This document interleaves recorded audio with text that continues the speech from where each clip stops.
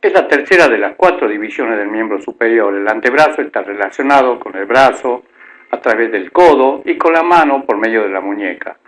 La pronosupinación es el movimiento que se destaca a este nivel. Tiene por objeto poner a la mano en distintos planos del espacio para cumplir con su función. Como decía el doctor Rotella, la muñeca y la mano podrían tener mayor amplitud y rango de movimiento, pero para esto se requiere mayor cantidad de músculos en el extremo distal, lo que afectaría la biomecánica, ya que la eficiencia del brazo requiere mayor volumen a proximal que a distal. Antes de entrar en lesiones, vamos a repasar algo de la anatomía funcional y la semiología. Posteriormente vamos a describir las lesiones en la siguiente secuencia. Este es el segmento del miembro superior, comprende 5 articulaciones. La membrana interósea solidariza a ambos huesos y les confiere estabilidad a lo largo de toda su extensión, como veremos luego durante los traumatismos de la zona. Un esquema de las características de las articulaciones proximal y distal. A nivel proximal, el radio, por medio de su cabeza o cúpula radial, se articula con el cúbito en la cavidad sigmoidea menor, acá. Está rodeado por el ligamento anular. En los niños la cabeza tiene un menor volumen y se subluxa por debajo de este ligamento, como habíamos visto en la pronunciación dolorosa cuando hablábamos de codo. Acá vemos que el ligamento cuadrilátero completa la estabilidad de la zona. La cabeza radial a su vez se articula con el cóndilo humeral para acompañar el movimiento de flexo-extensión. En la articulación radiocubital distal, el radio le ofrece a la cabeza del cúbito una mueca donde se articula. El ligamento triangular es una estructura importante para la estabilidad articular, tanto de la articulación radiocubital distal como con la primera fila del carpo. Una fractura modifica las curvaturas normales de los huesos, es decir, que el giro entre los mismos es posible por sus curvaturas. El radio, por su curvatura, puede rotar sobre el cúbito, la cabeza del radio rota sobre sí misma, el ligamento anular estabiliza ese movimiento. Pero, por supuesto, cuando hay una fractura, se afecta de manera importante este mecanismo. Este es el comportamiento que se observa en la articulación radiocubital. El radio gira sobre la cabeza cubital, como estamos viendo acá. Es decir, que da toda la vuelta ese radio, el cúbito tiene un menor movimiento.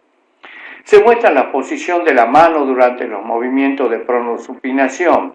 En este esquema vemos las relaciones del cúbito y del radio durante el movimiento. En este video se muestran los movimientos más en detalle. Vemos por un lado la cúpula radial, la tróquea, el cóndilo humeral y la apófisis coronoide. Acá vemos el ligamento colateral, el olecrano, la articulación húmero-radial. Este es el ligamento colateral importante que veíamos en el codo cuando se producía la tríada, digamos, terrible del codo. Vamos a ver un poquitito más a este nivel cómo se produce el movimiento de pronosupinación. Acá vemos que la cabeza del radio gira, está unida al cóndilo humeral y está unida al cóndilo humeral y a su vez a la cavidad sigmoidea del cúbito. Por eso es este movimiento. Bien. Este esquema vamos a ver en detalle los movimientos de pronosupinación del antebrazo y la acción de los principales músculos que intervienen. Se inicia el movimiento de pronación a cargo de los músculos pronadores, pronador redondo y pronador cuadrado. Vemos cómo la membrana interósea solidariza ambos huesos. Se muestra el bíceps y los músculos supinadores. Este es el movimiento de supinación y el movimiento de pronación, lo vamos a ver luego. Acá hay un detalle de los músculos, movimiento de pronación y el movimiento de supinación que se hace posteriormente, es decir, se combina supinación y pronación como habíamos visto recién. Estos son detalles de los músculos que intervienen, los principales músculos que intervienen en ambos movimientos. Es como la mano cuando se va el pulgar hacia un lado hacia el otro, pronación o supinación como habíamos conversado. Siempre tener en cuenta que los mecanismos combinados acá son frecuentes en la fractura antebrazo. El 50% corresponde en la infancia, 75% se da en el tercio distal, 18% en el medio y 7% en el proximal. Los mecanismos pueden ser compresión axial, flexión, rotación, pero también pueden ser combinados. El desplazamiento tiene que ver con la localización de las fracturas de radio. En el tercio superior, el fragmento proximal es desplazado por los músculos supinadores, mientras que la acción de los pronadores predomina en el fragmento distal. En la fractura del tercio medio, la acción del pronador cuadrado es predominante sobre los fragmentos, pero tienen un desplazamiento menor que el anterior. El fragmento distal, para la reducción, siempre debe llevarse a la posición del proximal. Acá tenemos una combinación de una fractura con luxación, el caso de la fractura de Montella. Se fractura el cúbito y se luxa el radio proximal. Puede deberse a un trauma directo, como en este caso, se da en los niños, se llama fractura del chico malo. Cuando recibe un bastonazo se cubre la cara con el antebrazo, o indirecto al sufrir una caída sobre el brazo hiperextendido y pronado. Se fractura y se acorta el cúbito y se luxa el radio en el caso de la fractura de tipo 1. En extensión, está el brazo en extensión y hay una luxación anterior de la cabeza radial más una fractura de la diáfisis cubital. En el tipo 2, en flexión, luxación posterior de la cabeza radial más fractura del tercio superior o tercio medio del cúbito. En el tipo 3, en aducción, luxación externa y fractura de la metáfisis proximal del cúbito. En el tipo 4, fractura del tercio medio de la diáfisis radial coincide con una fractura de tipo 1. Estos son los casos de la fractura de Montella. Entonces veamos, tipo 1, la angulación del cúbito es anterior, lo mismo que la luxación de radio. En el tipo 2, la angulación y la luxación son posteriores, lo ocasiona un traumatismo directo aplicado al antebrazo supinado. En el tipo 3, la fractura proximal del cúbito y luxación lateral o anterolateral de la cúpula radial. Más frecuente en niños, obedece a un traumatismo directo en la cara interna del antebrazo. En el tipo 4 hay un desplazamiento anterior de radio y fractura de la diáfisis del mismo. Ejemplo del tratamiento de la fractura de Montella. La de arriba pertenecería al tipo 2 y la de abajo el tipo 1. Ambas fracturas fueron reducidas y estabilizadas, en este caso, con placa y tornillo. ¿Por qué se fractura y se acorta el radio distal y se luxa el cúbito? Esto corresponde a la fractura de Galeazzi. El compromiso es adistal, es decir, hay una fractura del radio y una luxación de la articulación radiocubital distal. El tratamiento es preferentemente quirúrgico y eso es provocado por caídas con la mano en hiperextensión más una compresión axial. Por lo tanto, requiere fuerzas de alta energía. Osteosíntesis con fijación de los fragmentos con placa y tornillo de neutralización. Acá este tornillito se puso para estabilizar los fragmentos y esta placa neutraliza la fuerza para que no se modifiquen a este nivel. Es una fractura de Galeazzi, donde vemos la fractura radiodistal y la luxación tratada por medio de osteosíntesis. Acá hay una fractura con minuto, una severa conminución del radio y se hizo la reducción en una fijación con placa anclada hacia distal en la metáfisis radial para darle más estabilidad lateral. Entonces, para que no nos olvidemos, los dos principales tipos de lusofractura son la de Montella, fractura del cúbito y luxación del radio, y fractura de Galeazzi, adistal, fractura del radio y luxación del cúbito. Es decir, se acorta el cúbito en este caso y se luxa el radio, se acorta el radio y se luxa el cúbito. Es decir, estas son las radiografías, lo mismo que estamos explicando recién. Esta es una fractura de mortella mal consolidada. Digamos que está consolidada la fractura, pero no se redujo la luxación del radio. Como ustedes se imaginarán, la pronosupinación está limitada y es dolorosa. Se requiere un abordaje del radio a través del anconio y por vía colateral, que hace una osteotomía y reducir esta luxación. El tema es complejo y a veces queda restringida la pronosupinación. Fractura en tallo verde se produce en los niños, se ve la presencia acá de los discos de osificación. Es como la rama verde de un árbol. Se fractura solo una cortical, en vez de desplazamiento se observa angulación.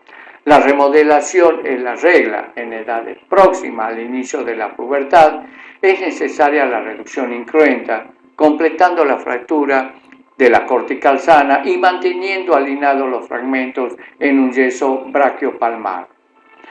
De nuevo, una fractura en tallo verde de ambos huesos del antebrazo, y esto podemos ver acá el mecanismo de producción de un chico que tiene 15 años y que se desliza sobre la escalera. Ahí vemos claramente la deformidad del antebrazo. Se observan las radiografías de una fractura en tallo verde. Acá hay una fractura completa con acabalgamiento de los fragmentos. En ambos casos, en el tiempo, se observa la remodelación. Esta lesión obedece a la acción de fuerzas axiales. No se observa desplazamiento, solo impacción de la metáfisis. El tratamiento es con vendaje enyesado durante 20 o 30 días. Complicaciones. Al defecto de consolidación lo denominamos consolidación viciosa. El retardo de consolidación es cuando una fractura no muestra signos de consolidación, pero aún se encuentra dentro del tiempo de consolidación previsto para esa fractura. A veces un cambio de yeso puede mejorar el pronóstico en este caso. En cambio, la pseudoartrosis es cuando la fractura no consolida y ya se cumplieron los tiempos de consolidación. Una fractura expuesta puede presentar infección ósea, o sea, una osteomielitis, la cual también es causa de pseudoartrosis. Disculpen el pajarito del WhatsApp. El aumento de las presiones dentro de un compartimiento, como son las celdas del antebrazo, a consecuencia de un cuadro inflamatorio o hematoma importante en la zona, va a comprometer la vitalidad de las estructuras musculares y nerviosas. Vemos el aumento de volumen del antebrazo luego de un traumatismo en la zona. El dolor que lo caracteriza tiene ciertas particularidades, es decir, se caracteriza porque el enfermo tiene un desasosiego por la intensidad del dolor y no calma con los analgésicos comunes. Si el paciente no puede percibir dolor, es decir, si está en coma, es necesario medir las presiones intracompartimentales. Más de 30 centímetros de agua es indicación de aponeurectomía amplia de todo el antebrazo. Estas son las secuelas en la mano, la retracción isquémica de Volkmann. Puede ser un Volkmann muscular o neuromuscular de acuerdo al tiempo de evolución. Estos son los tiempos, es decir, alrededor de las 6 horas hay un compromiso muscular, pero a las 12 horas ya hay un compromiso neuromuscular y las deformidades son, por supuesto, más importantes. Estos son los huesos de una momia egipcia en los cuales se ve una pseudoartrosis de cúbito. La fractura del radio ya había consolidado. Se muestran los casos de mala consolidación. La pérdida de curvatura de los huesos, como dijimos, va a afectar en diferente grado la pronosupinación. Es una pseudoartrosis de ambos huesos del antebrazo por una osteosíntesis insuficiente. En general, estas fracturas son quirúrgicas porque la integridad de un hueso mantiene separados los extremos fracturarios del otro, es decir, esto mantiene la integridad y esto se mantiene siempre en una brecha, es necesario reducir y hacer una osteosíntesis. La pseudoartrosis del radio lleva a una fatiga del material de osteosíntesis y su ruptura. Acá se produjo una fractura. ¿Por qué? Porque hay pocas corticales tomadas y no están tomadas, es decir, en ambos lados. Es decir, se colocó una placa larga con mayor cantidad de tornillos para estabilizar la zona. La placa era muy delgadita y se colocó injerto óseo. Bien.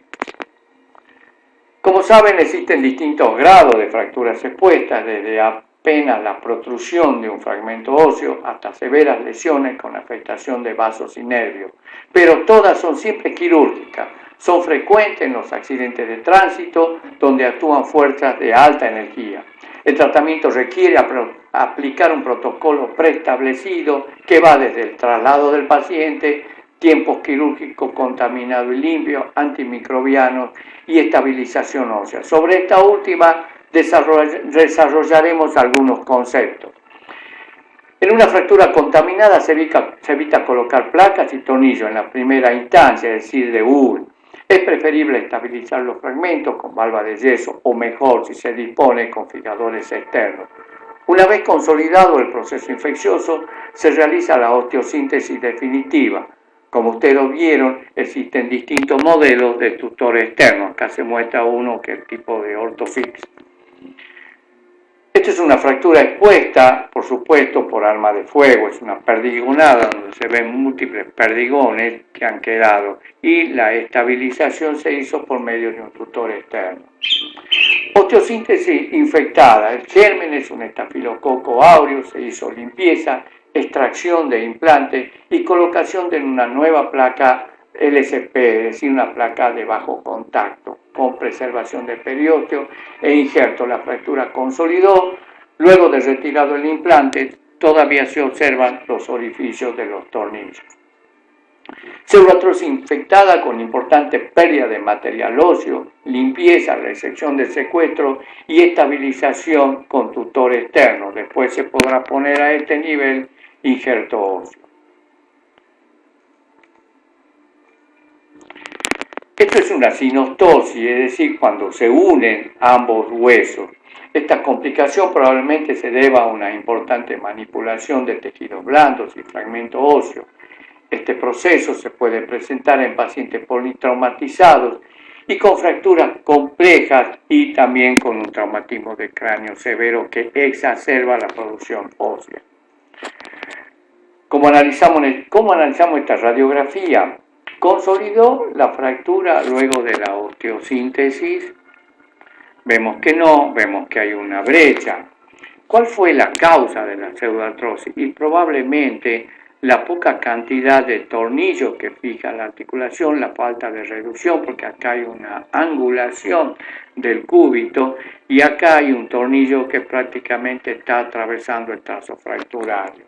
Bueno, esto hay que saberlo, puede pasar en las mejores familias. Este es el tratamiento definitivo donde se colocó un mejor implante, nada más. Es decir, este fracaso de osteosíntesis fue solucionado de esta manera. Bueno, eso es todo para